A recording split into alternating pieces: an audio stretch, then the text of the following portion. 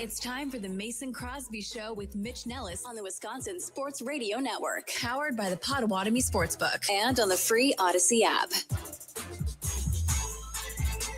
Ladies and gentlemen, boys and girls, children of all ages, my name is Mitch Thunder Nellis, and this is the Mason Crosby Show. And while he may still be the leading scorer in Green Bay Packers history and one of the best kickers in NFL history, he is clearly now the second best kicker in Green Bay Packers franchise history after last night, and there's no shame in that. He is my friend and yours. At least I hope he's still my friend. He is Mason Crosby.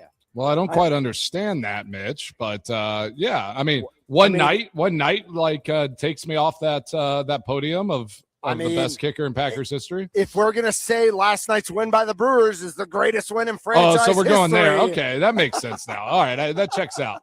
I get that now. No. You didn't say that part. But yeah. No, what a night by Trey Smack. Obviously, scored all the points. It was awesome. Honestly, for me, it was a situation where they got down. They ran that church play, is what you call it. Yep. So you throw that. You had 10 seconds. You know that you can get the ball spiked in time to set up a field goal. That's situational football that we want to see this Packers team playing. And then Trey Smack coming through and hitting it. I was reminiscing a little bit, and I hope that he has success with it, because Pittsburgh was the first preseason game I ever played in as a rookie. Is that right? Yeah. First preseason game. Yeah. All right, so we will get to that. We will get to the Brewers. We will get to the Packers game last night. We've got plenty on our plate today from the Wisconsin State Fair. It's my last day here. I know that Sparky will be out here today and Sunday. But, of course, we're here with our friends with By the Yard. Register for your chance to win $2,000 toward Adirondack chairs and side tables. A absolutely beautiful, beautiful day. Maybe some rain in the forecast tomorrow. We understand that. But this is the Mason Crosby Show on the Wisconsin Sports Radio Network. And Mason, also, for the record, Mason Crosby is the greatest kicker in the history of the Green Bay Packers. I don't need that. No, we don't need that. Ryan Longwell's probably 2. Chris Jackie's probably 3. Chester Markle somewhere. And Trey Smack, we hope, like Mason said, has the career we hope he will have as a draft pick, as the only kicker on the roster. But Mason, I think the other glaring thing we have to talk about is the Packers gave up the most points of any team in the NFL last night, so they clearly have the worst defense in the NFL. That is the question. And I think we want to post that question of, to the Nicolay Law Fan Talk and text line 414-677-1250. Like, do you take preseason, even though we know in our brains, and like we're, for intelligent people, like we understand that it doesn't matter. Yeah. The score doesn't matter. None of this matters. But do you still watch those games? And is it hard? Is it hard to go to work today? Like, feeling a loss? Like, do you still feel the loss? Do you still get excited over a win? Great question. Are there things that still like stir inside of you because you're watching your Packers? Like, I think that is just a natural thing. As a player, honestly, like, you hate losing. Even if you lose a preseason game, you're like, all right, like we got to get better. And you start. My question from last night is like, are we a little concerned about the depth of this team? Like, compared to what the Steelers showed. I mean, they have three quarterbacks that look like they can maybe play in this league. They have, they had some young, talented wide receivers showing off. Like, they just looked a little more refined from top to bottom. But it is also preseason. Remember the Indianapolis Colts with Peyton Manning there? They lost 12 years in a row or something. They didn't win a preseason game, and they made it to the playoffs and won their division every year. So it's true. I do think take it with a grain of salt, but we can also learn a lot from this as well. I think that's a great question. The Mason Crosby Show here on the Wisconsin Sports Radio Network, 414-677-1250. Do you take losses hard in the preseason? Maybe not as hard as the regular season, but how do you take a loss? Would you rather see the Green Bay Packers win? And so, Mason, before we get to people's texts, I'm sure they'll chime in, how they're feeling after the game last night. What was the difference in the locker room after a preseason win versus a preseason loss? Not a regular season win, but even in the preseason, like, I have to imagine a little more subdued, but what was the vibe difference between a win and a loss? It is a unique experience because, as you saw last night, so many young guys that we didn't really we didn't really know their name very well until they got on the field last night. So a lot of those veterans, they're hanging out in shorts and t-shirt. They've kind of been just chilling all game. So their vibe is so different than the guys that laid it on the line and played. Like if you're a rookie, if you're a young guy trying to make a team, that loss hurts. Like it hits you. Like you played it like it was a regular season game, a playoff that's your game that shot, matters. right? Yeah, that's exactly. your shot. So there are two different types of vibes and feels in that locker room after. Again, whenever like early in my career, I played in all those games. So, I'm hanging out and playing cards with Aaron and those guys. And, I did kick, so I wasn't as tired as the guys playing on the field, but it was like I played in the game and those guys are laughing, having a good time. And I'm just like, that was for me, a preseason game is the same as a regular season game when you go out there and kick. Trey Smack, same as a regular. Like he went out and he kicked 3 field goals. He had to do the kickoffs. Like that game didn't feel any different to him than it will in the regular season. That's why for a specialist, these preseason games can matter, quite a bit. So, I think there's two different vibes. I do think winning in the preseason, from a mental perspective as well, from the coaching side, if you go out there and you're really clean, you do a lot of good things, you kind of have a feel of like maybe that first practice back in training camp might be a little bit lighter or might be a little bit better. Now it's like, all right, what do they need to clean up? What are they looking at? Like, how do they want to move into this next week? Yep. And so you might see a little bit of a tougher practice, just if the coaches kind of have that mindset. Well, and you said tougher, but I would also argue like more focused, right? More like focused. Now you have actual things. Granted, it's preseason, and some guys are doing things they might not regularly do in a regular season game. Some of the regulars, but some of the guys, again, 50 through 90, are just trying to make it. You have things to focus on a missed tackle on special teams, or on a missed block, or a missed hole that you hit. You have things you can actually focus on now, right? Yeah, exactly. And something that hit me last night, and it was kind of funny, I kind of laughed to myself, like a Coach McCarthy team we saw in the Steelers last night, right? Where they live on the edge, they play on the edge, like they made a lot of penalties. A lot of penalties. That was crazy. In the first half, they had You called it yesterday. 8 to 10 penalties for 84 something yards. I mean, they were so many penalties, but they go and win the game. Like it felt so familiar to me watching the Steelers, in a sense, playing for McCarthy for so many years. I was like, that's the type, like it just felt like I felt how the Steelers, like they're running slants, like their offense looked like old school Packers offense where they're getting in those seams, running slants, taking advantage of what the defense is giving them. So I don't know, like watching the Steelers last night, and on paper, I'm like, the Steelers actually on paper should have a really good football team. High paid, like a lot of good players on defense. They have Pittman, they have Metcalf, they went and got Rico Dowdle. Yeah. I think their question mark is their offensive line, right? Like just like the Packers are a little bit. Yeah. So if their offensive line can gel just like the Packers, both these teams could make some good runs this year, I think. 414-677-1250 is the Nicolay Law Talk and Text line. Matt in Minneapolis says, I don't care about a loss in preseason. Remember, the 0-16 Lions won all 4 of their preseason games. That's true. I only cared what Smack did. And I don't I make jokes about it yesterday that like it's not the only thing I care about. I wish we'd seen a little bit more from Marshawn Lloyd, but I think we saw, enough. Yeah. Jordan Love didn't do much. Tyrod Taylor. Now, do you think Taylor would have played more if he hadn't hit his head on that slide or whatever that was? He might have played a little bit more. Yeah. I thought Jordan Love was efficient. The only throw I didn't like was the one before Trey's first field goal. Whenever he should have thrown that outside back shoulder. Worst case, it's like Jaden Reed. He gets held there, pass interference. But because of how he threw it, the guy did kind of grab him in his jersey, but it was so tight and close, like they weren't going to call that.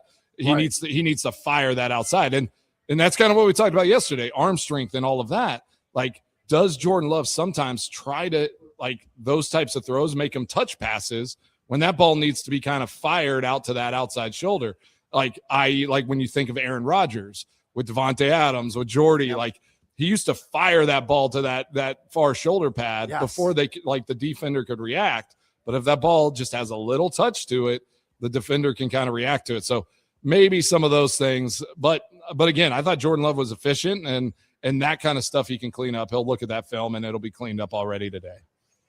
Charlie, you were watching the game last night. I don't know if you had any, takeaways or things you were looking for. One of the things I talked about this morning on the morning show is that, like, I still hate the musical chairs on the offensive line, and you're our offensive line guru. Yep. I still hate it. I hate. Well, I know there's guys not playing, but like Darren Kennard gets hurt in the game, which is frustrating because he's supposed to be that backup guy, especially at that swing tackle position. So you hope to see him get some run, at least in the preseason, so he's ready to go win. Which I still hope for. And inevitably, Zebach goes down throughout the season because we've seen that for the past couple of years. Or you see Jordan Morgan struggle a little bit at left tackle and they need to give him a break, something like that. You want to see that guy get that type of reps in the preseason. So he goes down with injury right away.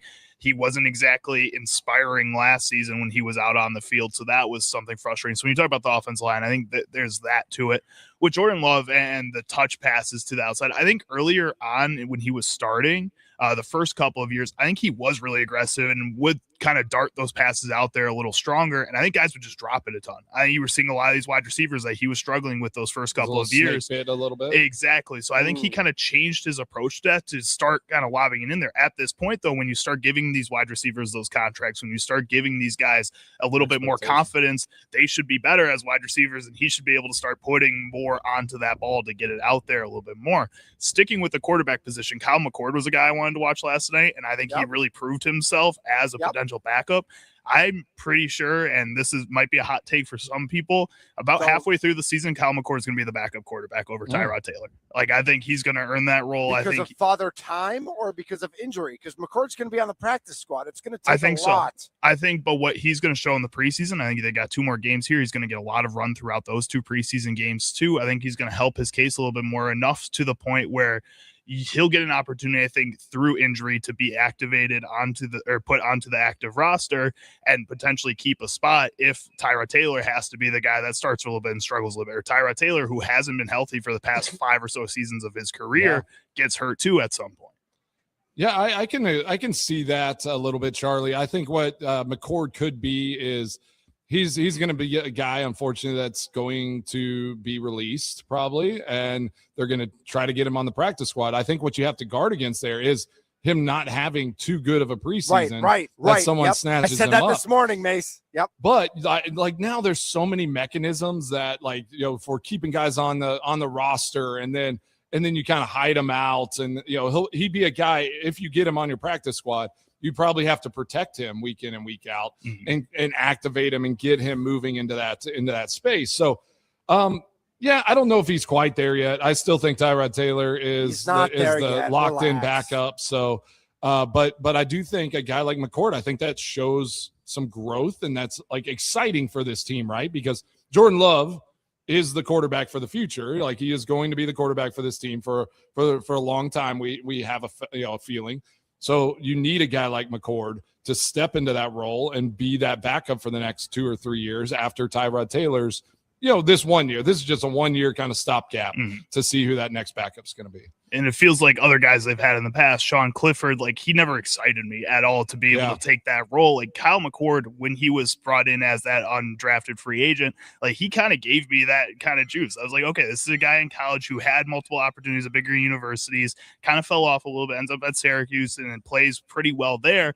I think he's a guy who can really give this Packers offense, based on his potential that he's had in the past, a bright future as a backup moving forward here. So I think that is important. Would you ever, I think we talk about cutting him and activating him, but bringing him on like as a third quarterback, keeping on the roster generally, just because of the way Jordan Love's health has been throughout the season the past few years? Mason, before you answer that, the viewers want to know if Charlie has Malik Willis disease right now. He's just in love with the backup. Tommy wants to reach through the screen and beat the crap out of Charlie right now. When Jordan Love is hurt 2 games, who is going to be our backup? We talk more about the backup quarterback.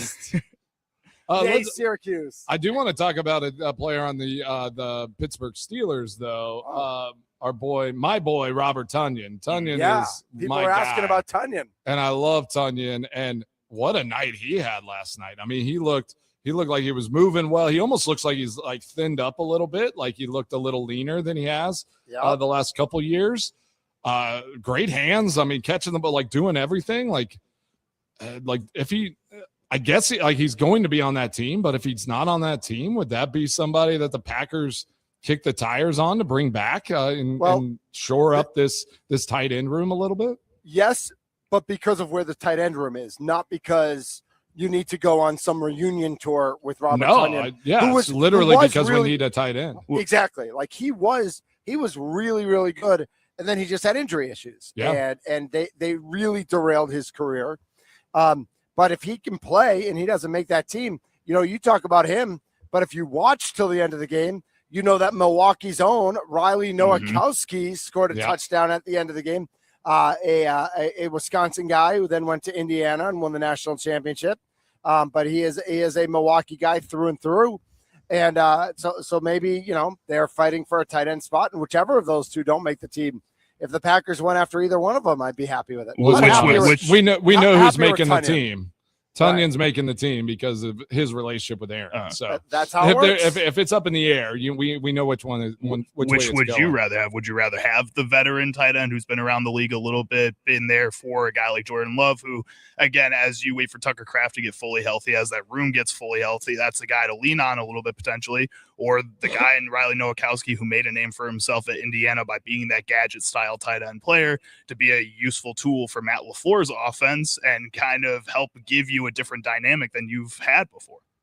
I think you bring in, I think you get that Nowakowski. Like, I think Tonyan is the third tight end in Pittsburgh. So he's not going anywhere there. But like, because of that, like Nowakowski's probably going to be released and have like the Packers will have a chance to sign him. So I think that would be a really solid signing if they feel like, all right, Musgrave's not coming, like isn't back anytime soon. We just don't feel awesome about like the guys. Like Wiley's fine. Like we have some guys, but it's Tucker Kraft and then just, and then a bunch of guys. So if you can develop another player under there and bring somebody in like that, I think that would be a really good thing. And if, again, that's why these preseason games matter for those young guys. The Packers got to see him up close. They got free film. They got free access to see him move and all of the, all the ins and outs, how he carries himself throughout a game.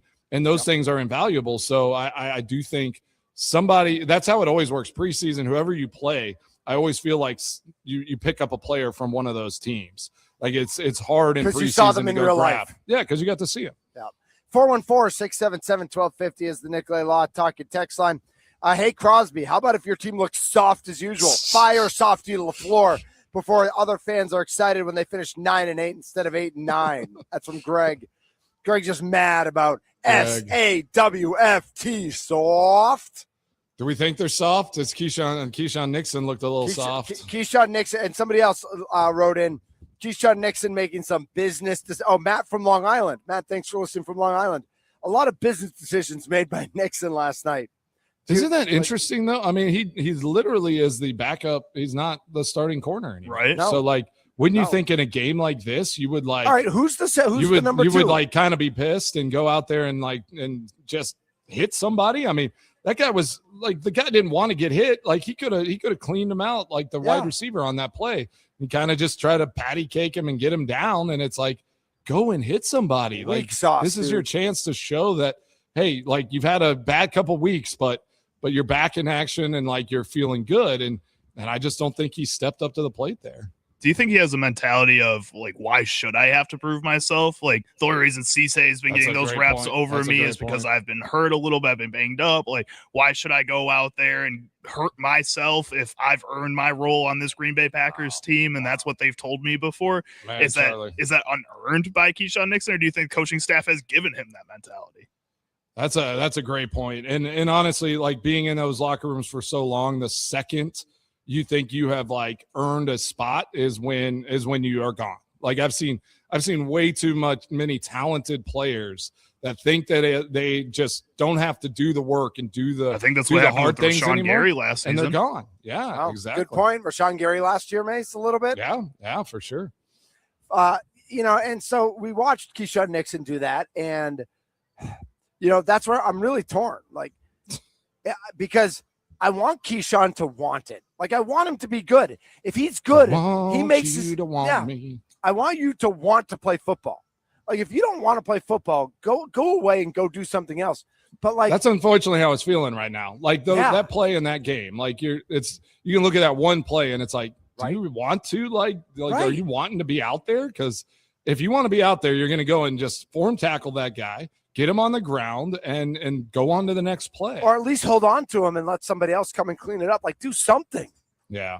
So I'm just like, but that's where I'm torn because like it's a part of me wants bummer to because personally I like Keyshawn. Like obviously I played with him for a year. I love Nixon. He is fast, physical. Like he can do a lot of things. Yep. It is just that mentality of like you haven't actually made it yet, right? Like you've been a starting cornerback like for 1 year in this league. Like this is like you have not made it yet. You have to continue to earn it every time you're on the field. Tommy in Bayview lets us know on YouTube. Nixon is as soft as rainbow sherbet, which is delicious, by the way. Yeah. And you get that rainbow sherbet like frozen in that freeze. Hey, get that thing. Rainbow sherbet hits. Keyshawn Nixon doesn't. Let's go. Thank you. I'll be here. I'm done. I'm gonna drop. I'm gonna leave now. Mace, you got the show. Yeah, you're all good. That was it. We've got more Packers football to talk about, more position. We want to talk a little bit about some of those defenders that we saw, at least in the first couple series, make some plays. We'll mention them. Obviously, we got to get to the Brewers game last night because I went to bed after Max Muncy homered. I just assumed game over. Brewers blow it again. Lo and behold, woke up, huge smile on my face, lots of rejoicing. May have jumped up and down on the bed a little bit. We will talk about all that and more. And what should I get to eat on my last day? I want to hear from you, fans. What should I get to eat on my last day here at the fair? I love it. And we got Wisconsin versus Iowa here in the Little League World Series. Wisconsin did not score in the top of the first. That's all right. And so they got a lot of juice, though. They're playing with a lot of energy today. Well, a lot of energy. They led off the game with a hit, and the pitcher for Iowa had struck out 14 of the 18 batters he had faced, and only 2 of his 79 pitches were put into play. So the fact that Wipers Bay led off with it, he's pretty ridiculous. Yeah. So we'll see what we can do there. Come on, Bay, let's go. Everybody at the Argo and Wipers Bay watching, let's go. Let's get a win for Team Wisconsin. From the Wisconsin State Fair, Charlie Usen's there, Mason Crosby's there. I'm Mitch Nelson, I'm here, and we collectively are the show of the greatest kicker in Green Bay Packers history. Trey, you got a long way to go, brother. This is the Mason Crosby Show. All right.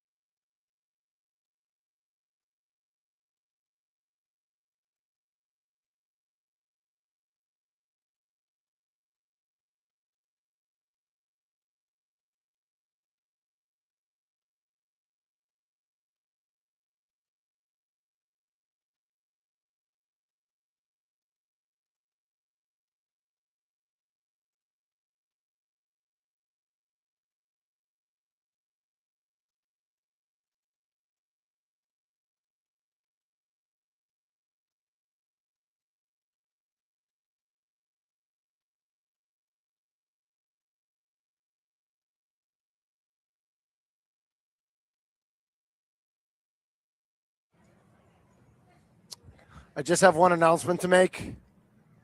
I am Iron Man.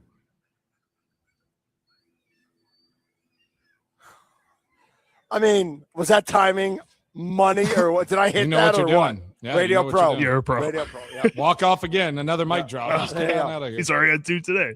This is the Mason Crosby Show here on the Wisconsin Sports Radio Network. My name is Mitch Nellis, a.k.a. Thunder. Before we get back to Packers, I want to talk a little bit about the defense. Mason, last night was the Field of Dreams game. Kyle Schwarber with a couple bombs into the corn. They've already announced that next year is scheduled to be the Royals and the Red Sox.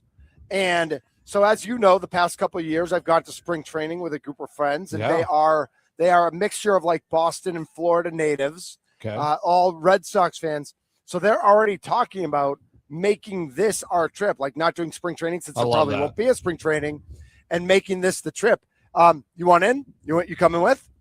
I mean, you want to hang with the bros? That was one of the coolest things I've ever seen. I mean, like them coming out of the corn field, and I mean that was epic. Like I didn't know how it was going to play and like how I would feel about it, but it was nostalgic. Yeah. Like I just thought that was such a cool experience that they played there at that Field of Dreams. That was awesome.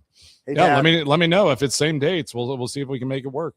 Nice. All right. Are Twins and Phillies that feels like a bad matchup for like a game like this? Well, I'd rather have like a better one, Yeah, it's not. I don't think it's a traditional matchup. I think they try to have one team that's nearby. So I'm sure the Brewers will play soon. Mm-hmm. Yeah. The White Sox have played there. I think the Tigers have played there. The Cubs played there. Yeah, the Cubs played. Now the Twins. So the Brewers got to be on the list. But the Brewers do get the Little League game this year. So they don't. So they probably. But that's going to be an entertaining game because that's Brewers Atlanta Braves. Yeah. Yeah. I like this feels like again Twins Phillies. Like if something that you want to promote, make it a big thing. Like I'd rather have like a more classic matchup or again 2 teams that I think are going to be better because I feel like the Twins are just a crapshoot every year. Right. The Twins is because of logistics. How close they are again. And I get Philly is a good team. I mean, just let the Cubs play there again, or let the Brewers Phillies would have been awesome there. Brewers Phillies would have been awesome. That's a good point. This is the Mason Crosby Show. Mason, last night, first teamers Zaire Franklin and Brenton Cox Jr. both had sacks. I think Franklin's was technically on like the second play of the game. It was a sack that was cleaned up by LVN, so it looked like it was LVN's sack, but I think Franklin got there first. Did they give it to Franklin? So they gave it to Franklin. But I thought, just watching that first series, like there was good pressure. They had different guys doing stuff. Brenton Cox is kind of one of those names we haven't been paying a lot of attention to because we expect Sorrell to do some things. We expect Brinson to do some things. LVN, of course, while Micah Parsons is out. Brenton Cox might be a name that surprises us a little bit and can contribute. Yeah, I think it's going to be kind of a by committee there on the other side of LVN, and the defense looked good. I liked what they showed there in that third down. They kind of had that little mug formation. Looked like kind of the Flores type of defense where they brought everyone to the line of scrimmage, drop guys out because what that does to a quarterback, it forces them to try to get the ball out of their hands fast. Like they don't know where pressure's coming from. They don't know where guys are going to drop. So like it kind of forces their hand really quick. And they did, they threw it in the flats. Our linebackers did a good job of getting over there and making tackles. So I thought our first teams, they did what they needed to do. They got out there, they had 2 good series and I don't think anyone got hurt, and that's usually the goal here in these first preseason games. Absolutely. Well, speaking of good series, not Brenton Cox, the other guy who had that sack, Zaire Franklin, blew up that hole on that, and I think I'm kind of excited. I really did like Quay Walker. Yeah. I know he was inconsistent, but I loved his athleticism, and when he made plays, he really showed up. But having that veteran guy, and not just a veteran, but a playmaker, a guy who knows what he's doing. I'm sneaky excited about Zaire Franklin, Mace. I think Zaire Franklin brings like that physicality that the defense needs, kind of that anchor there in the middle. And now we're going to be able to see, and we saw it a little bit, in a short stint, Edgerrin Cooper kind of getting into the line, like being able to rush the passer a little bit, being able to use his ability, kind of more of a rangy guy. and letting Zaire Franklin just kind of hold it down there and as the linebacker. So I think that's what he's going to bring to this defense. That Quay Walker, super athlete, did Absolutely. A lot of really, but he kind of just needed to use his athleticism to go and make plays. Zaire Franklin, I think, is a true linebacker that's going to bring physicality, going to hold down that middle of the defense, be the leader out there, right there, and be that anchor, and let all those other guys go and make the big splash plays around him. Well, and I think in my opinion, Zaire Franklin is a more controlled, maybe a little less athletic Edgerrin Cooper. I think he fits that style of linebacker a lot better, which I think is a lot better of a mentor for an Edgerrin Cooper moving forward too. I think he's going to be this guy who can help Edgerrin Cooper get a little bit more under control, so he's not just flying through every single gap he sees and gets caught behind a play or way too outside of a play like he tends to do at points. Maybe he can help Edgerrin Cooper be a more sure tackler, because last season Edgerrin Cooper was not an extremely sure tackler. He would get to guys a lot, but then it took a whole team to tackle. Zaire Franklin has been a guy in his career that's been able to have a whole lot of solo tackles, has been that guy to be one of the leading tacklers in the league. He can help Edgerrin Cooper shore up a lot of these things and make him a more controlled player moving forward, which I think is his real true benefit to this defense. Yeah, and that's what a veteran guy does. I mean, that's just like he just has that presence.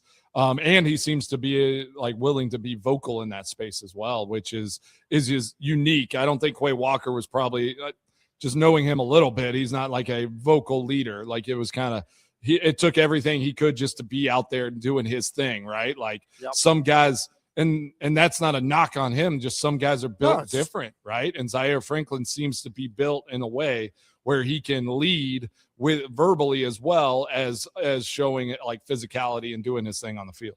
Well, and Mason, as you know, built different, but also the concept of having been around for a long, having that experience helps build out leadership as well. Yeah. And I think guys coming from other places have seen things differently as well. And, he seems to really want to immerse himself into the Packers way and the Packers culture and all of that. But he is also bringing a lot of information from another location. And I do think every once in a while that is really important. You have to have those outside voices, like something challenging maybe the status quo so that everybody's growing. If you just stay the course, you know how that is in life and anything. Like if you never are tested and you never questioned on how you do something and how you operate, you're never growing in a sense. So you do need somebody to step in and kind of come into those spaces and just give a different perspective. So now it unlocks something. And like you said, Charlie, I think Edgerrin Cooper, McDuffie, all those guys are going to benefit from a guy like Zaire Franklin, and he's going to be that anchor of that defense.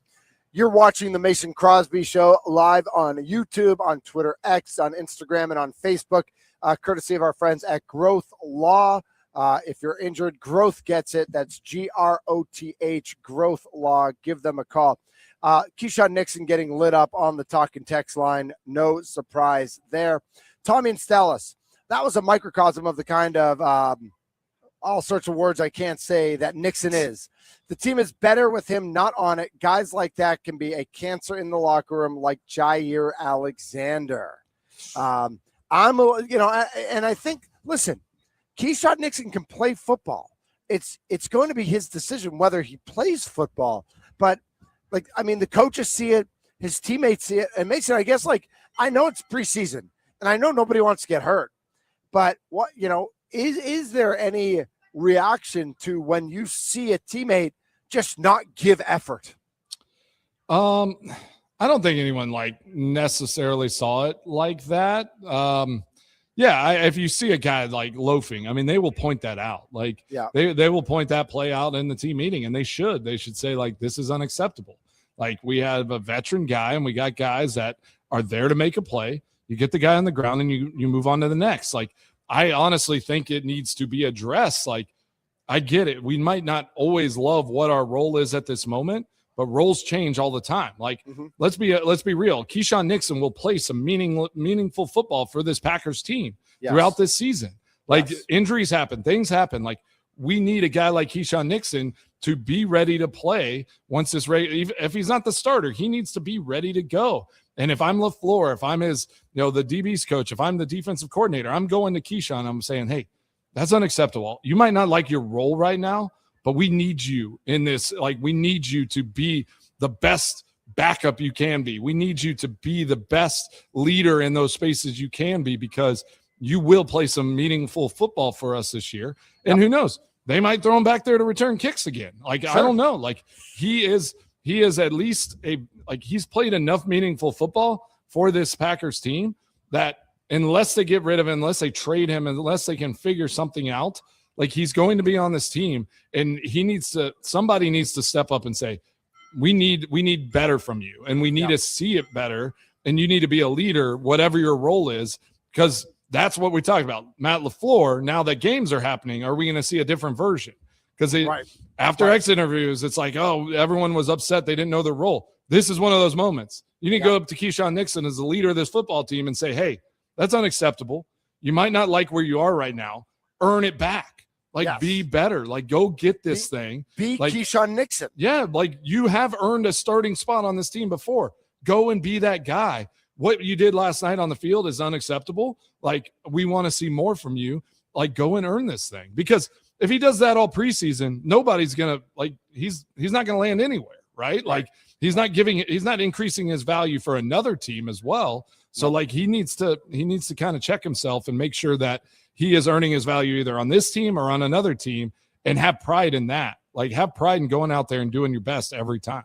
Before we talk Brewers in the 1 o'clock hour, anything else from the game, watching it, or from the box score specifically that jumped out? I know yesterday we talked a little bit about Marshawn Lloyd, 4 rushes for 13 yards, a little happy feet there, but, and I know, Kennard getting banged up. You don't want anybody to get hurt. He was the only one who kind of did get a little hurt. Anything else jump out to you, Mace? No, there was a linebacker. I kept hearing his name, kind of in the second group.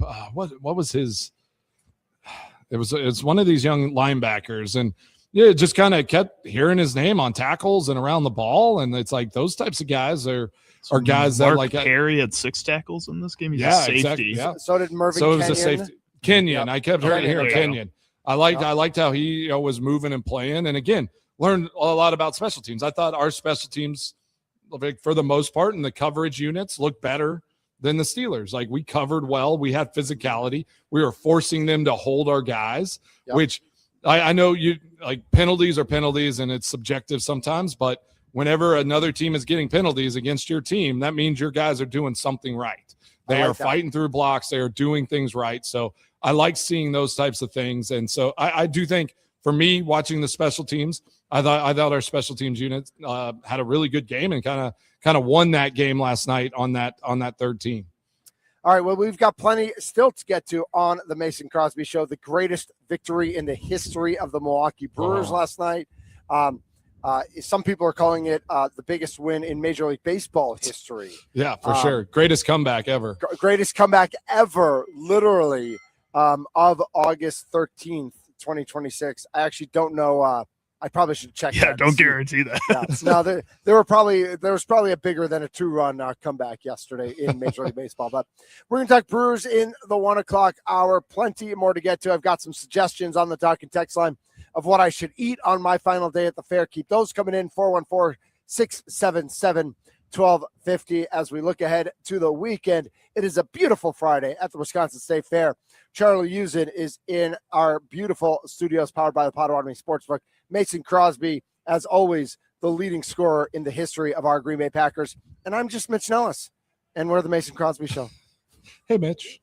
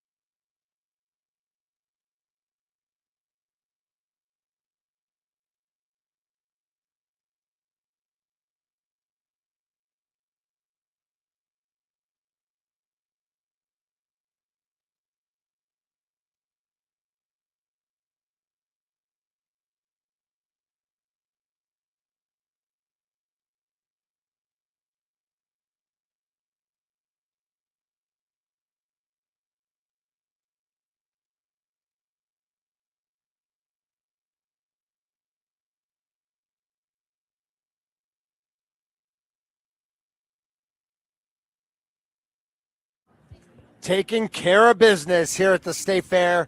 This is the Mason Crosby Show. I've worn the number my whole life since I was 4 years old. It's the number I was promised. I wish Jaden the best. Good player. And he did real good here. So that's all. That is LSU quarterback DJ Pickett. That's a little backhand. Yeah. Good player. He was good. He did real good here. Like he so wasn't a Heisman winner. Seriously. Yep. 2023 Heisman Trophy winner. That's how it works now, right? Like it's just like I'm the next best person. I don't really care what anyone did before. An attorney representing Daniels has informed LSU that it can no longer use his name, image, and likeness, according to an August 5th letter sent to Tigers AD, a copy of which was obtained by the media. The fight goes on, Mason, for NIL and for jerseys, and here's LSU, baby. Are they still again? If they're using his name, image, and likeness at LSU, he should be getting compensated for that, right? You would think, so. That's why he said that's the cease and desist. They can't use his name, image, and likeness anymore. They're like, that's fine. We'll use your number.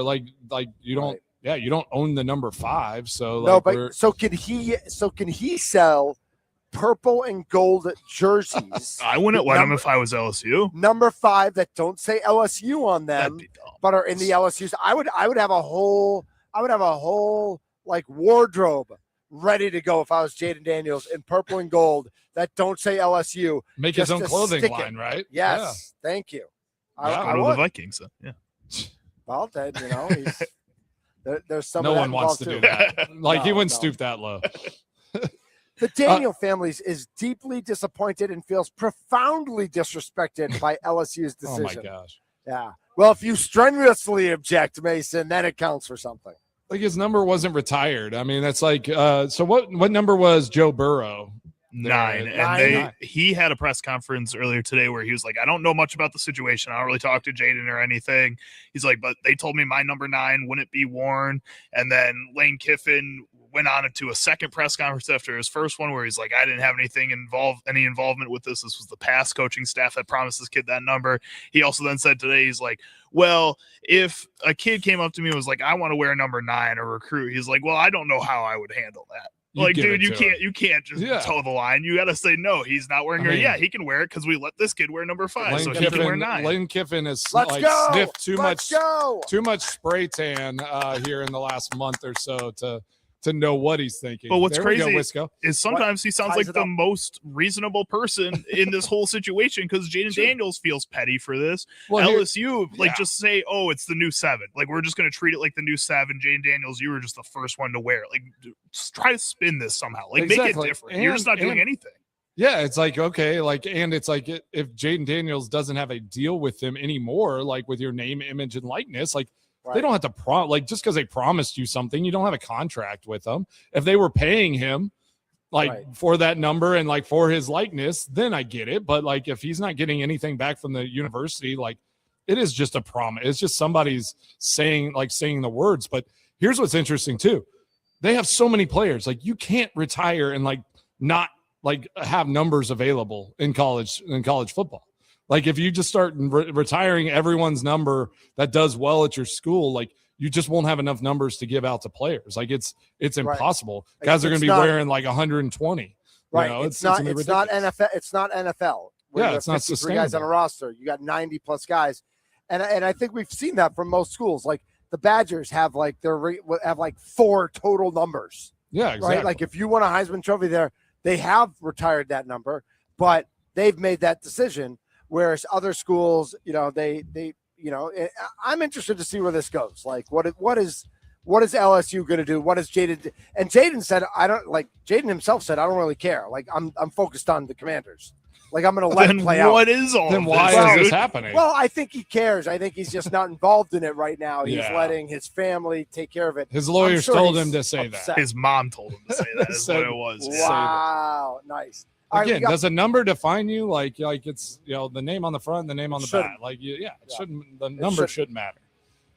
We got plenty more still to get to. We're going to talk some Brewers in the 1 o'clock hour. Excellent Brewers team. Yep. What are your expectations now for this Dodgers road trip and this weekend of baseball as the Brewers have a miraculous comeback victory last night, 5-4 in LA late at night. I was asleep. Thank goodness. I needed it. But we'll talk Brewers and much more coming up on the Mason Crosby Show. Yes, sir.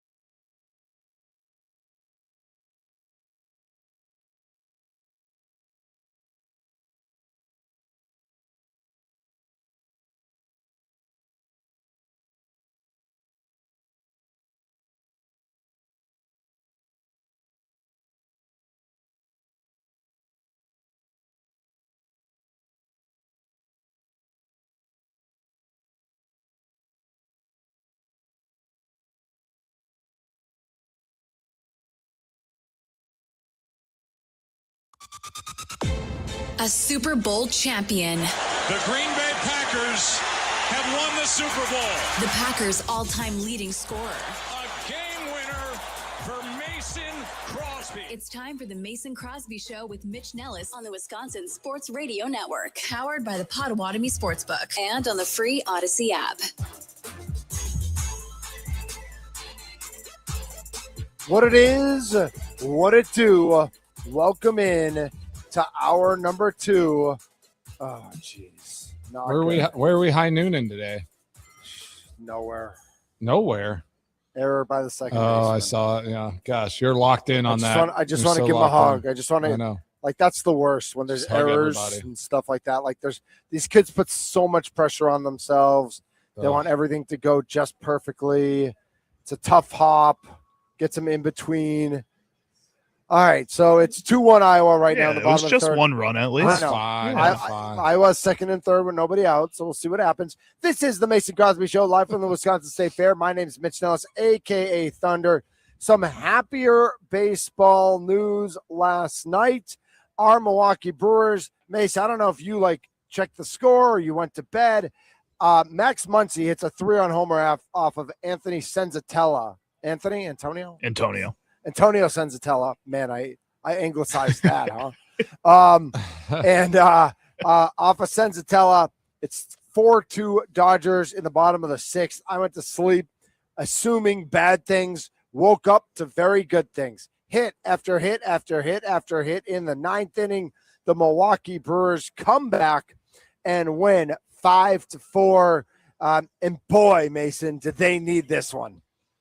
Yeah, they really did. And, it starts with, I thought Drowan pitched well, didn't he? I mean, He pitched very well. Yes, he had a really absolutely. good night. I thought pitching was good. I have to ask this question, and I know my opinion, and I know my answer, but do we trust and do we think Trevor McGill is one of the best closers in baseball right now? I'm in. Yeah. I know he gives up from his early, the early stuff, beginning of the season, we're like, are Uribe and McGill going to be able to finish games off for this team? And I mean, McGill is just, he's unhittable at times for this team. He's been great since that early season swoon. He has been fantastic. I know even last night, that third out, Tucker hit a deep fly ball, but he didn't get all of it. And it's hard to barrel up because you don't know if he's going to throw a 99-mile-an-hour fastball or that knuckle curve. Yeah. That when he throws it for a strike, which he does more often than not, there's no way to know what's coming, and it's just hard to barrel that up. Yeah, that's where he's so great, right? He's going to throw a strike early on you, and now he's just in total control of the rest toy of with you. With exactly. McGill, since he was given back that closer role on May 27th, he went into that game with a 4.74 ERA. Since then, he has lowered his ERA to a 2.44. So he's had a pretty impressive run as the closer for this Milwaukee Brewers baseball team. It's been really fun to watch him, and just always with the energy that he plays with. I like seeing that out of these guys. Yeah. It's so much fun to just watch him play baseball. I think out of this game, I know we're talking about a great comeback and all. It's all really cool. It'd be nice to just see the Brewers have games where they can also just score 4 runs on 4 hits sometimes instead of having to hit the ball 12 times to score 5 runs in a lot of these games. Sometimes I see don't these hit games, home runs, Charlie. I know, but I would just like them too sometimes because they can. There's guys on this team who can. That's, I think, what makes it frustrating sometimes is that the Jackson Churios, when you see how hot he was for that 4-game stretch, he has the 3 home runs. It's really cool. It's really fun. And then he just starts kind of slowing down a little bit. You've seen that all season long with him. And William Contreras is slow, and Christian Yelich is slow right now, and Jake Bauers is inconsistent when it comes to the power sometimes too. I just wish we had one consistent bat that could hit the ball out of the park maybe once per series. I know that's a lot to ask, but something like that so that this Brewers team just has that little extra juice, and it feels like they have guys who are almost there sometimes. True. I do think go ahead, Mace. I do think that Jake Bauers, what he said, I do think it rubbed off, right? I think they kind of lean back into let's not try to be a team that is a power team if that's just not who we are right this moment. Let's just be who we are. Let's keep our bats consistent And almost everybody got a hit on this team last night, right? Like they were all good. Unfortunately, Contreras is the only one still struggling with in this lineup with his bat, but the rest of the lineup just had a really solid night, and we're just doing what Brewers do best, and they just getting the bat on the ball, finding ways to get extra bases, and coming through at the end. And then again, a great save by McGill. Whenever you're only up 1 run in the 9th inning, to the Dodgers at home, like that's not a good recipe usually, right? So you have a great pitcher coming in and being able to close them out. Like that's huge. What an out at home there by. Yeah, I don't think they're going to review it. I think he is out. He got him. Man, if you're watching the Little League World Series, you know what we're talking about. What about the contrast there, Mason? I got a lot more to get to with this game and some of the Brewers players, but the contrast there between McGill and a guy like Edwin Diaz, who signs a $40 bazillion deal to go to the Dodgers, is injured, and there are injury issues going on with him. But he's now pitched this season.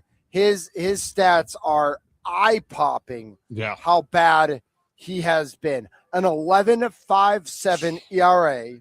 He is 2-2 with 6 saves. He also has 4 blown saves, 15 runs in 11 2/3 innings. His whip is almost 2.5. That's 2.5 runners per inning that he is giving up, which is crazy. And this might still be like, listen, he's still injured. He's still banged up. It'll come back. But it is really something when you know you can count on the guy pitching the 9th versus not being able to count on him. And right now the Dodgers cannot count on their end of game situation. Yeah, and I mean, like that's what we talk about with this team all the time with the Brewers is in this organization. Be careful what you wish for, right? Like if you go out and you pay a guy, it's not guaranteed that it's going to be just like gangbusters all the time. Like I think we see this with this organization all the time, and the Brewers just do it so well, getting the most out of their pitchers, getting the most out of the guys that maybe might not have the best success other places as well, right? Like they might not fit in someone else's lineup, but the Brewers find a way to get the most out of them. You bring Diaz in, and like I don't know, like I like how they do it. I think we can kind of say the Brewers' way is probably, I mean, other than being able to be the Dodgers, go buy and pay for World Series, because they like if Diaz doesn't get it done, they have another guy that they've paid that's going to be able to step in. The like 4 other guys around him all have great ERAs right? and great whips throughout the entire season. Yeah. They don't need him, but the Brewers have an expectation that whenever we put you out there, we put you out to to get the close, to be on the mound. If you're in our lineup, here's how you like. We have an expectation of how you have to go play. The Dodgers' way is, if you don't get it done, we'll just go and find somebody else and pay somebody else to come and do it. So correct. I would much rather have a Brewers system and be a fan of a Brewers system, because you just have like this fun expectation of like, these guys love playing ball. They're going to get out there, and like you got to just kind of roll with them, right? And you get to kind of feel that vibe of like these young players, these talented guys that are coming up through this Brewers system. So I would take that every day of the week. 414-677-1250 is the Nicolay Law Talk and text line, 414-677-1250. How big of a win is it for the Milwaukee Brewers last night to escape with that victory, to get that win against the LA Dodgers in game 1 of a 4-game set? They lost 3 in a row to San Diego. Can they sweep the Dodgers? Can they split the series? Do you need 3 out of 4? Yesterday, Mason and I talked about, I wanted a split. Mason wanted 3 out of 4 to win the series. We will see what happens. Some things to look at last night. I know Christian Yelich was only 1 for 5, but he exploded on the ball pretty much all 5 times he hit. He hit one to the warning track and left. He hit a laser up the middle that got caught. He hit into some bad outs. So that looked like he was coming back into shape a little bit, but that could be, your 1-game anomaly, or that could be real. We don't know what to make about that. Yeah. Andrew Vaughn playing third base, reached base 4 out of 5 times, couple hits, couple walks, played decently at third base. I don't know how often you're going to see him at third and Sanchez at first. Sanchez seems like just like an amusement ride. Like it is always an adventure. Just DH him. I get you want to have Yelich in this. Right, but who are you playing at first then? Like anybody else. Andrew Vaughn. Joey Ortiz can play third base. Yes, Joey. I can have Joey Ortiz. Who are you playing at short? David Hamilton. Like who are you playing at second? Bryce Terang. Bryce Terang wasn't in the lineup. I know he wasn't, but he can be moving forward. Right. This is but you got Hamilton, and but Charlie, if Bryce Terang plays, Sanchez isn't playing first base. You're right. It all has an effect. But when you have all the injuries they have, and Bryce Terang isn't playing, you need Sanchez's bat in the lineup. I agree he should DH. Put Yelich at first. Put Yelich at first. Or just take Yelich out of the lineup. Like, that's just kind of like, I get he's exploding on the ball occasionally. He had a game like that a couple weeks ago, too. We might be seeing him come back. So let's give him a little bit of leeway here. I don't know. I mean, he's hitting the ball like okay, maybe let's see what he does, right? Let's see what he does the rest of the series. And then I think you have to kind of make a decision there, right? Like, if it just kind of goes away here these next 3 games, then it's like, all right, we got to start preparing for this postseason. We got to get some guys in this lineup that we can lean on coming into October. But I do think winning this first game, and we talked about that coming off the sweep, getting swept against the Padres. Like, this first game was really important, and you could feel it, like them coming back and that hunger and kind of gritting one out like this. Like, that was really important, I think, for this team, and I think for them that builds confidence. And then you're going into the night, and it's like, yeah, sure, you want to win and you want to sweep the Dodgers, but you have Gasser against Yamamoto. This is going to be a tough one. Yamamoto's obviously an excellent pitcher. Stud. So if you go and you lay this one down tonight and you don't get it, now you got Miz, and you have and then you have, is it Harrison or Henderson after? Henderson. Henderson's jumped in. Who's been great.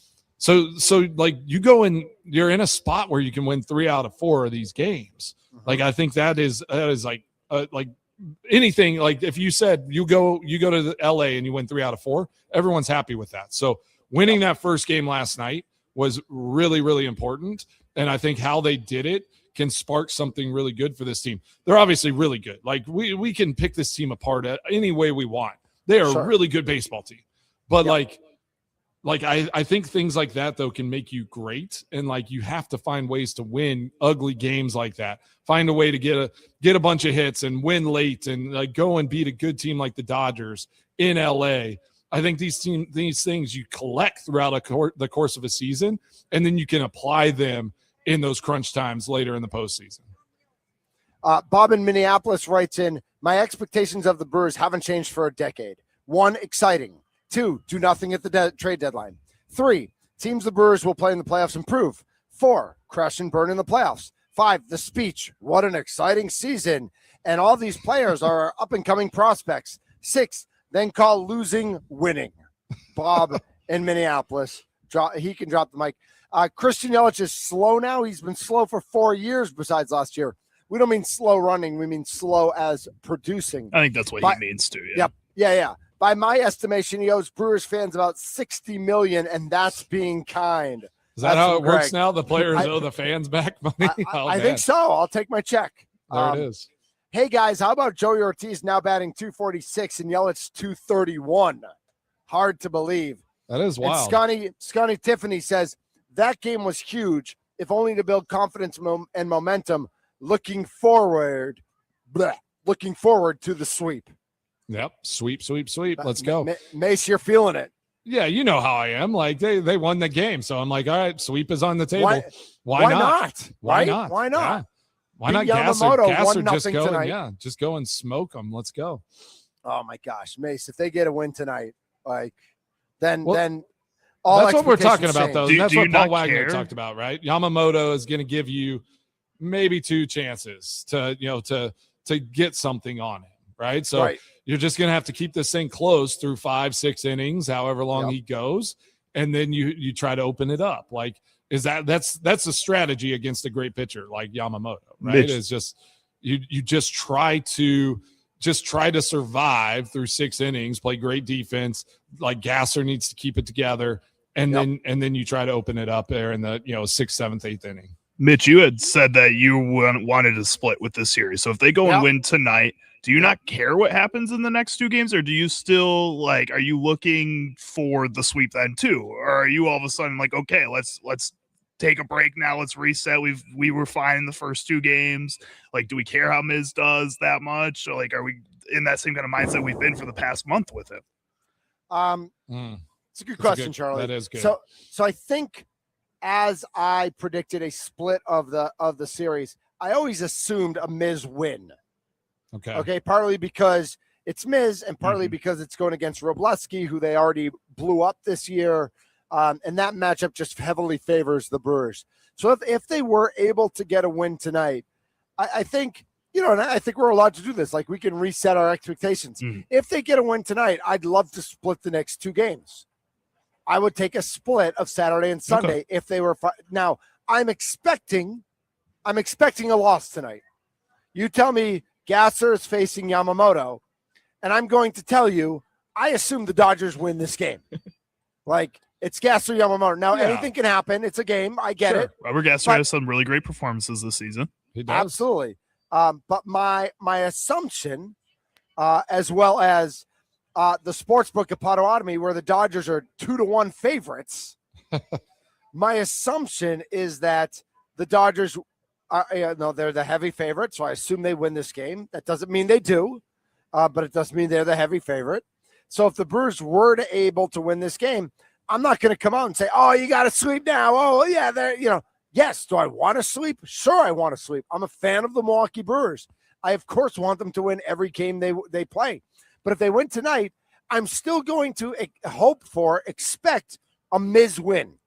So regardless of whether I thought they were going to win 1 or 2 or 3 or 4, that Saturday game is the one I targeted. The Brewers got to win on Saturday. So whatever happens tonight, I'm still expecting a Brewers win tomorrow, the same way I'm expecting a Dodgers win tonight. What about Sunday? I mean, Sunday, you flip a coin. Skubal has not been great. I want Henderson this Brewers team more than anything, to just light Skubal up. Yeah.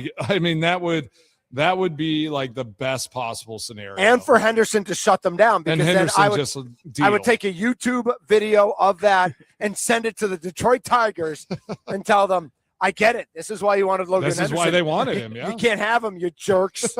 Exactly.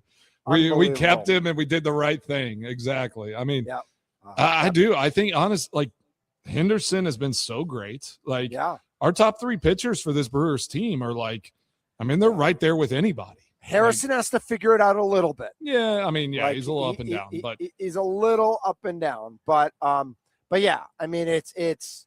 I think that, and with that said, listen, if they lose tonight and they win tomorrow and they lose Sunday, or if they split on the weekend, I still think a 2-2 series is nothing to sneeze at.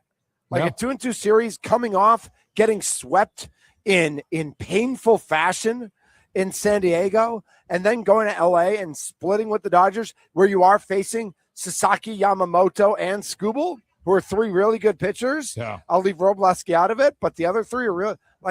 There's no shame in splitting a road series. There just isn't. I don't want shame. I want glory. I want to win them all. That's right. I'll take the glory, but I enjoy no shame. All right. I know this is one of your favorite. If the playoffs were to start today. Yeah, let's go.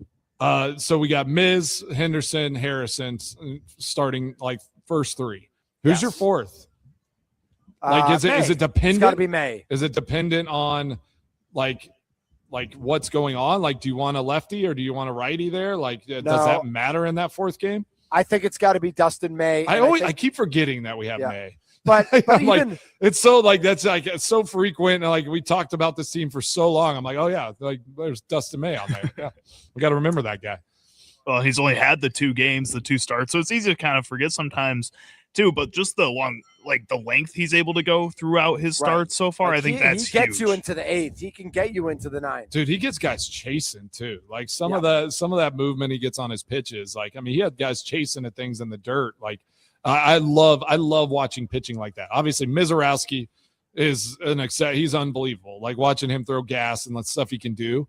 But when you get a guy like that is just moving the ball around all over the place, batters are chasing. Like there's nothing more fun to watch than a pitcher dealing like that. So Mason, right now the Brewers and the Braves would have the bye, and as you look at the wild card, it would be the Phillies would be at the Dodgers in the first round, and the Padres would be at the Cubs. Okay, in your wild card round. I like Phillies right now. Like if they were to play right now, like I like the Phillies right now. I think if you're looking at how the pitching matchups would line up right now, I think you have to pitch Miz in game 1. I think you have to pitch Harrison you gotta in game 2. Well, not just lefty, but his numbers home versus road are so significantly different. Yeah. And I know the road is skewed because he got absolutely destroyed in San Diego and in Vegas against the A's. But even with those numbers, I think you look at his splits, and I want him pitching at home. And then I trust Henderson, and I might even go May in game 3, just because he's that veteran presence to pitch that first game on the road, and then bring in Logan Henderson to. And close if you win those out. First 2, right? Like you probably bring in May, just bring that veteran guy in. Yeah, I kind of like that. I like that. That now. Murph will totally poo-poo that and mess everything. I mean, listen, I'm still pissed at Murph for last year. Like the fact that he started Ashby in game 2 and not Priester was so stupid. Like, and I would say that, like, I wouldn't say stupid to his face, but I would say, Murph, what were you thinking? What were you thinking having a Quinn Priester with very little major league experience, being a better pitcher at home? How are you throwing him out in game 3 at Wrigley? Like, what? He was ready to go in game 2 at home. Yeah. What are we doing here? Did you overthink that? He's always going to have an answer. He's always going to challenge. He's always got an answer for everything. But I wish down deep he'd be like, yeah, I screwed that one up. Like I overthought it. Like we didn't need to go bullpen game. We should have gone Priester in game 2. We didn't want to do a bullpen game in Wrigley, so we wanted to do it at home. Yeah. I get that, but Priester, he was a mess. He was. He was an absolute mess in the playoffs. So hey, but they got it done, and they got it done. But they got it done in 5. And again, Dodgers. Right. But that series against the Dodgers could be different if they win that series in 3 and not in 5. But you also, like we talk about that all the time, right? It's like the mental side of this, and like going and winning this first game against the Dodgers on the road is really important for this series, like this one series, like.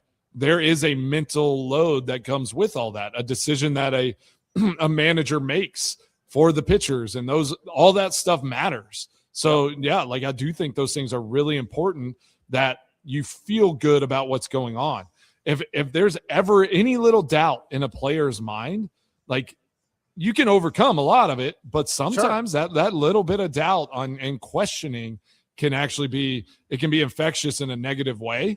And as a manager, that's their job, is just try to eliminate that doubt from the players' minds as much as possible. You are watching the Mason Crosby Show on the Growth Law video stream, GROTH, Growth Law. If you're injured, Growth gets it. I'm at the Wisconsin State Fair. Charlie is in the Wisconsin Sports Radio Network studios powered by the Potawatomi Sportsbook. Mason is wherever he wants to be because Mason is the greatest kicker in the history of the Green Bay Packers. And when you've done that, you get to be where you want to be when you want to be. You want some, come get some. Yep. Nobody knows where I am. I'm just hiding all the time. That's right. Yeah, you are where you are. And better than Mason Crosby, that's for sure. Yeah. Play that again, Charlie. Better than Mason Crosby, that's for sure. That would be you talking about Trey Smack. I think that was me talking about me. Hey, be where your feet are. That's where your feet are. A great coach, Ron Zook, said that all the time.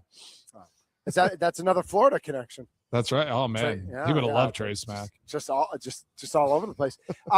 Plenty more to get to when we come back. We're just gonna delve into legacy. And, Mason, you threw out that question to me earlier today, that question about legacies and what it means to be with a franchise or what it means to try to get a ring and how important that is. All sorts of those conversations relevant in football, relevant in basketball, baseball a little bit. It doesn't happen as much in baseball where guys you can't really create a super team unless you're the Dodgers. Unless you're the Dodgers. Unless you're the Dodgers, yeah. And let's just always on a Friday, is it NCAA broken? I mean, it probably is. Yeah. Funnel cake? Is a funnel cake broken? It's never broken. What'd you get? What'd you get? Mozzarella sticks? You sharing like I did? I shared my mozzarella sticks, man. Selfish people. You can't take anybody. Bring Mitch some food. If you're at the fair, bring Mitch some food. He needs There you something. go. Let's go. Imagine if we had people walking around the fair with like transistor radios with one ear in, just listening to us. Oh, that old school. That'd be awesome. I mean, they could just put headphones in. I mean, Charlie, do you even know what a right? They could do it on. But do you know what a transistor radio is? Yeah, I know of it. I've never like seen one myself. I don't think. Mace, did you have a yellow Walkman? Did you ever have one of those yellow Walkmans? Yeah, so awesome. I had like an MP3 player. Does that count? Shut up, Charlie. This is the Mason Crosby Show.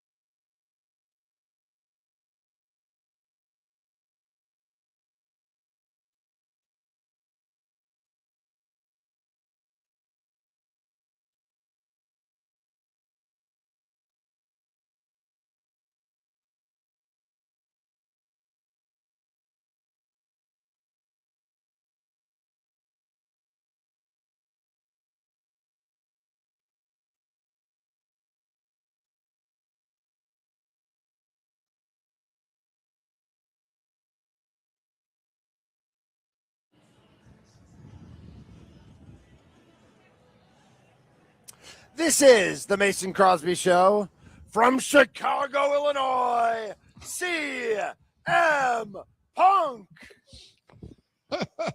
In my eyes, what do you see? Wrestling Fridays. That's right. Oh, SmackDown tonight. I know you're excited, Mace. Oh gosh, yeah. Let me put it on the CM calendar. Punk and Kevin Owens getting into it. They are. Yeah. This is a feud we've been waiting for a long time. Been waiting for this one. Yeah, it's pretty exciting. So, Charlie, are you into wrestling? I am not. I Okay. like occasionally, like during COVID, I watched the Royal Rumbles, just like old ones on YouTube, and those were fun. Amazing. I liked watching Right. the Royal Rumbles because The there was Royal just Rumble's people the just best. running in out of nowhere, crazy people that I wouldn't think would be wrestlers. Like, it was fun. Other than that, no, I haven't really watched it. I don't have anything against wrestling. It just was never my cup of tea, I guess. it's all right. Yeah. Some You know people what's- like it. Some people Yeah, hate exactly. it. It's funny how much people hate it. I appreciate it for what but it is. Yeah. It's also funny like that ESPN keeps pushing it because I've seen a lot of memes recently. No one who's not a wrestling fan is going to be like, oh, Brock Lesnar's retiring. Oh, I should get into wrestling now. Or, oh, Cody Rhodes and Seth Rollins are on SportsCenter. Oh, I should watch more wrestling. Like, no one who's not into wrestling is getting into wrestling because ESPN is reporting on it. Like, that is true. It absolutely is true. There is no way on God's green earth, Sparky, that people are. Here he comes. Yeah. All right, what do you got, Spark? Oh, are you gonna choke slam him? Yeah, What's no. happening? Sorry. No, that's not true. It is 1,000% true. No, it's not. That's even more true than how many people wear their hats backwards, which is like 2% of population. No one Maybe is it's watching ESPN 2%. and seeing Cody Rhodes give an interview and saying, "Oh, maybe I'll give I'm wrestling a shot." Either you like wrestling or you don't. No, that's not true. How? I'll tell you how. I'm not talking about adults. I'm talking about the kids No that are kids are sitting watching ESPN. that are no, but they have them on at Buffalo Wild Wings, or they have them on at different places where you're at. Ask my kid. He sits in there. Oh, look, who's that on TV? And then he sees the wrestling and all that. And then it all starts. Again, the kids that see it and then see the wrestling on TV or whatever else. So I'll tell you how dumb I am. Right. I don't allow him to Mason watch. wrestling. I don't allow him to watch wrestling in my Well, house. You're dumb. Right. I don't That's a allow dumb him. decision. No, that's not the dumb part. I'm No. out of the you're That- last. That's fine. That's not the dumb part, though. So I don't allow him to watch wrestling in the house. So do you know what he does? He watches it on YouTube. There you So go. it really Well, is doesn't that in even the matter. house? It's on his phone. So yeah, Why does he got a phone? Just not on the TV. What grade are you in? 4th grade. You got a phone? It's going to 5th grade now. But Dude, yeah. my daughter's going into 8th. She doesn't have a phone Do yet. you see her? She's 4. No. Yeah. No, absolutely not. Yeah. Here, give me Oh my gosh. She has a phone at watch. 4? The Give me your difference watch. in parenting. What's happening over is here, Watch hard this. here. Watch Wow. this. Watch this. Look at this thing. Can't So watch this thing it, right here. Can't watch it Right, on right. TV, but they can watch on their phones. Right. No, check this out. So, So you this allow right him to here. watch wrestling. This here is a By giving kids him a watch. phone. Well, I'm not there You with watch him. wrestling? Here- on it? You should be. Look, here's his kids watch. Yeah. And you can sync it up with like your phone, and it has like a tracking device in the whole Oh, yeah. thing. Yeah. What we didn't realize when we got these, because we're going to Disney World next month, so that's the main reason we got them, in case we lose them or whatever. So we got it. We didn't realize Lose your kids. that. Sparky loses his kids at Disney. Right, what we didn't realize was that they're actually phones. So like Oh, she yeah. she called me today. Yeah. Hey Dad, how are you doing? I had no idea I bought her a phone Dada? essentially. But that's it. Where are you? But you only put people in that you want her to talk Yeah, to. you So can she control doesn't the get, there's contacts. no spam calls. There's All right. nobody else can call in. So yeah, I had no idea at 4 she was getting a phone, but that's how it happened. The kids So. figure it out quick, man. They Right. they know their technology So, yeah, like all right. All right. geniuses. So I will give you that ESPN is doing it to market to the 10-year-olds. To the kids. You're right on that. No adult is watching Cody Rhodes on SportsCenter No. and saying, "Oh, I'll give wrestling a chance." People Mason that don't, Crosby thinks it's idiotic. people that don't like it turn it off. Right. I Exactly. do think Right. I Oh, like, Cody Rhodes it- is on. Click, and then do you, you go think find that's- something else. Do you think wrestling do you think there are sports the wrestling like if you don't follow it as a kid, like is there any chance that you'll follow it as an adult? Like, Sure. Based okay, on your there are other- based on your There's got to be a real reason to No, it. what's no, gonna based on hook your- you? it's based on your friend group, right? Of who, because your friends change and evolve throughout your life, type deal. Wrestling is a male soap opera. Yes. That's what it is. Right. It's a soap It opera has for writers. dudes. It has a writing team. Yes. It has Yeah. There's drama. Yeah. There's all this stuff, and they hook you along. And that's why when WWE sucked for about a decade, it's because the writers were horrible. Yeah. But I mean, that's That's what true. that, and that's when I stopped watching. Right. But that's the whole process. Like my one buddy is a huge wrestling fan, and I'm just like, no, I'm done. Like I stopped. I'm out. So now he's trying to get my 10-year-old to come over and watch pay-per-views with As he us. should. Yeah. As he should. Yes. They're PLEs now, by the way. They're what? PLE. What the hell does that mean? It's a premium live event. Oh, it's premium. Premium. It wasn't live premium event, when I no. spent $100 for Well, WrestleMania. that's when it was paid. That for. seemed It costs pretty premium in the $100 '80s to watch at that $100. stuff, man. It was In the u- 80s. It was usually like 50. That's like $1 trillion now.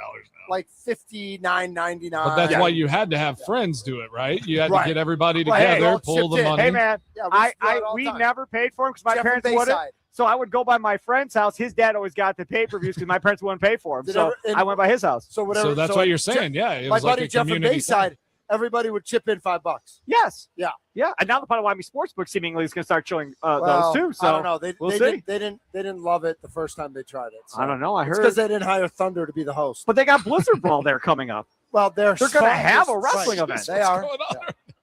What So what do you happened, think? What do you Mason, think on get that? your I show want back under to control. ask. I want to ask this question. So, All at right. what level is it acceptable to ask people to chip in for a pay-per-view? Oh. Like, if you can afford it, like, and you invite people over, like, you have an No, it all obligation to pay depends. for it. I think. Like, I if think you're it- young enough, like, there has to be No. a threshold where you don't ask for people to pay for it, right? No, I think what it is Yeah, I think it that's right. depends on how many people you're having over, Mason. Right? So if you're having like 2 buddies over, I'm not asking for that.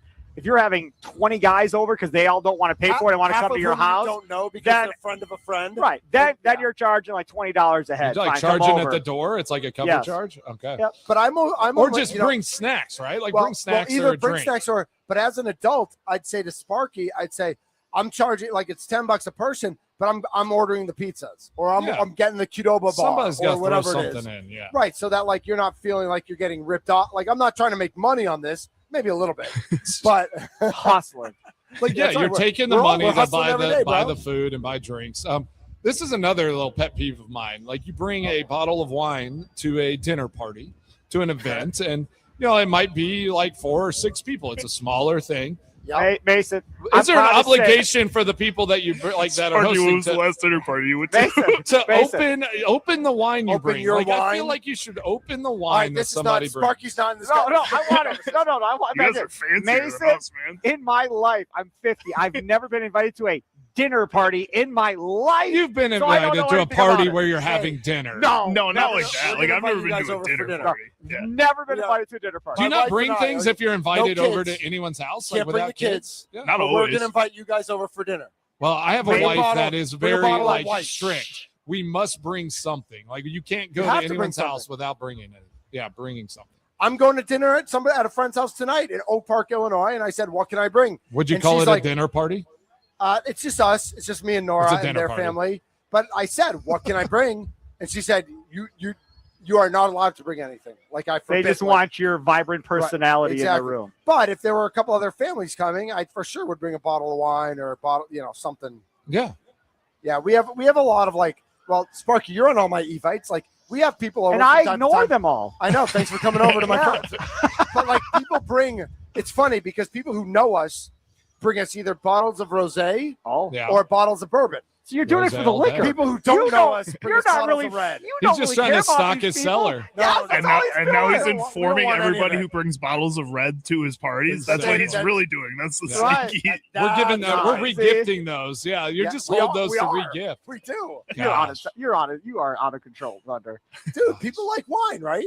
Just put it over there. That was last month's supply that I got. Yeah, Here's this exactly. month's supply Yeah. over here. Next Having a next party dinner every party month. we go to, we'll take that bottle and give Yeah. it away. Right, you re-gift it essentially. Oh, You gotta yeah. make That's sure right. you gotta make sure you're not giving it back to the same people though. Yes. Exactly. That's but a then- tricky no, one. But then you You just gotta put a twist it. You, note s- on it. you say, "Oh, I just like this one so much. I That thought I you guys bought liked it you, too. I got it for you too." Yeah. Oh, Charlie. Charlie. Nice. Charlie It's not the same likes bottle. It's that. not the same Hey. bottle. Believe me. Oh, that's, hey, nice party animal shirts. Gosh. Couple of party animals walking by. Not Savannah Bananas, party animals. He's Steve Sparky Pfeiffer. I'm Mitch Nelson, a.k.a. Thunder. It's the Mason Crosby Show live from the State Fair. Remember, you can come here to where we are right outside the Expo Center, and you can register to win a $2,000 credit toward Adirondack chairs and side tables, courtesy of our friends at By the Yard. If you want to check out their stuff, check out their showroom in Economwalk. Very cool outdoor seating and settings and all that fun stuff. They do a great job. Mason, how about that little detour? I liked it. You That stuff was on thunder- my mind. I mean, I'm like as soon as that came, I'm like, these are Yeah. pet peeves of mine that I need to get out there. No, those are great. Oh man, I'm trying to think what we have people over for nowadays, because like pay-per-views don't really exist anymore. Like there aren't. I've really never been to like a pay-per-view party. Right. Yeah. 'Cause, like, we wrestling doesn't have it. We get it Boxing, other ways. right? Boxing doesn't really have it anymore. I guess like we invite UFC. people over- Someone invited me over to a UFC. Party. UFC Yeah, is the one. Like, yeah, you got it. UFC is the one. And I also think like it's not pay-per-view or anything, but when you have a Super Bowl party and you're like providing food for 20 to 30 people, like people should chip in, whether they're chipping in with cash or bringing a dish. Yeah. Yeah, I'll Like- bring something to that. I've just a guess I've never been to like a true dinner party. Yep. But I'm a Gosh, child. it's like birthday parties. Like, so kids' Right. birthday parties, you got to be Yeah. really calculated, because if you have that birthday party too late in the day, there's an expectation to feed everybody. Yep. So it's like you got to have 8 that. Like, a.m. birthday party. 2 to 4 is a great time, because like it's just snacks. You can just do snacks. Yes, like you don't of have to. course. You don't have to feed and dinner. drinks. Yeah. Ryan writes in, I agree with your take and Bart Winkler's take about WWE coverage on ESPN. So I'm assuming that he also shared that grown men aren't changing their watching habits because ESPN is doing the coverage. 414 says, please give high school and college wrestling a try. It's the hardest 6 minutes in sports. I've covered high school wrestling. I covered the state meet at the Kohl Center. It is one of the coolest events that I've ever covered. It is, I mean, these kids are legit. They are 0% body fat. They are jacked. They would, even the kids who are 80 pounds less than me would beat the crap out of me. Like I absolutely have respect for the actual sport of wrestling, For sure. because it's real hand to hand. It's real. Control the wrists. Right, that's what I always heard, and that's like you control the wrist and you got a good shot. Well, you've wrestled and like grappled with somebody just like Yeah, a buddy. I'm terrible at it. And you get Terrible. you get tired really fast. Like Yeah. somebody leaning on you, like kind of trying to get you in a headlock, and like you're using your whole body, and it like you wear out really fast. So you have to be in amazing shape to do that. I did want to ask that question though, as we were getting into this, like are there other sport? Like, is there a sport that you didn't follow as a kid that like you got into later in life? Ooh, that's a good question. Like where it's like, I wasn't really into that, but now I love it. I'm not to that extent, but I will say, like, as a kid, I never, ever in a million years would have ever watched any soccer ever. There you go. See? And like, I at least like keep my eye on the table. Yeah. For the You're Premier welcome. League. And right. And you are a big part of that for sure. But like, and so, I mean, I'm not a fan. I'm not watching games, but I'm watching the standings. But now you'll just see what's happening. And if something big happens, I'll watch the highlights. For sure. But nothing that comes to mind that like I disliked and now like. Tomatoes. Okay. Tomatoes I disliked and now I like. I still don't like tomatoes. I'm trying. You'll grow. You'll get there. Mushrooms. I've been trying mushrooms Oh, too a little mushrooms bit are the recently, best. and it's been all right. I love mushrooms. It's all I right. still don't know how I feel. Yeah. On a that's right. pizza. That's the only time. They are great on a pizza, but also with steak. All right, we will be back to wrap things up. Whitefish Bay down 4-1 in the fifth. There is a new pitcher for Iowa, so we'll see how that goes. Whitefish Bay's gotten absolutely dominated in this game, and they're only down 4-1. So, like, to have the fifth and the sixth still to go, so you're saying there's a chance. There is a chance. He's Mason Crosby. He's Charlie Houston. I'm Mitch Nellis, a.k.a. Thunder. This is the Mason Crosby Show.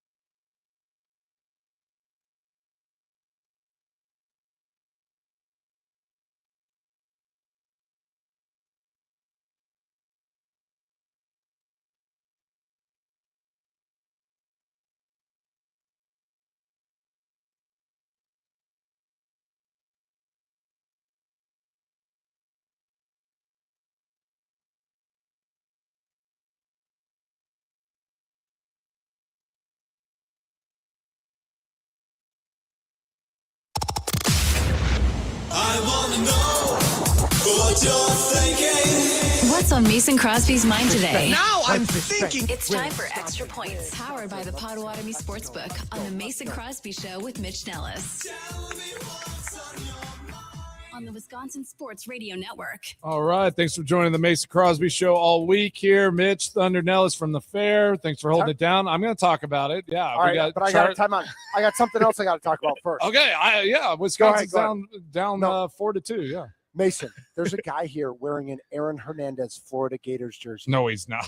Like, what are we doing? Yeah. He's a That one- convicted that one has- murderer who yeah, that killed one has to himself go. in jail. Like, He didn't kill anyone in college. So, no, I think he did actually. did he? I think they killed Oh, two my guys gosh. and never In got college? caught. Like, they got I away never with it. holy Yeah. cow. There was Yeah, like a that one. That gang one's killing. a non-starter. You can't. Yeah, you What? can't have that one. Like, that's crazy. Okay. You ring an Aaron. All right. Let's get back to the good stuff and the kids. All right, Yeah. great transition. I have Big done. Easy Johnson Jr. for Iowa. Like, it looks like Wisconsin's got him figured out. He can't throw a strike. I thought he was going to throw some heat, but he's throwing a lot of changeup stuff. But Well, at this point, he's just aiming. He's just trying to aim. he has a short motion. Like, it looks like Yeah. he's just trying to guide that thing over the plate right now. Yep. All right, let's see what they're going to do. There's Oh, they're just trying to advance run. He's going to lay one down with 2 outs? Like, what's he thinking there? Well, What's the maybe call? maybe he thinks Big Easy is not so svelte off the mound. Oh man, Big Easy Yeah, got maybe him there's- there though. that's a little I don't know. How do you feel about the umps in the Little League World Series? Too giving much. big action Yeah. strikes. Hate it. Like, I think chill they out, should be bro. more excited. No, get out of here, Charlie. Lord. Charlie, you're the Banana worst. ball style. Dude, he umpiring, just dude. got him. He's out. Yeah, it's terrible. Did you say But somebody's coach got ejected from a game? Yeah, I 'cause saw he- that. yeah, I saw that. he didn't like All the right, call. 4-2, and we'll see what they got an inning left. They got the main pitcher out, so you Yep. never know. A rally could happen. They did it last game. Let's do it. They could do it again. It's still in play. Let's go, Team Wisconsin and Whitefish Bay.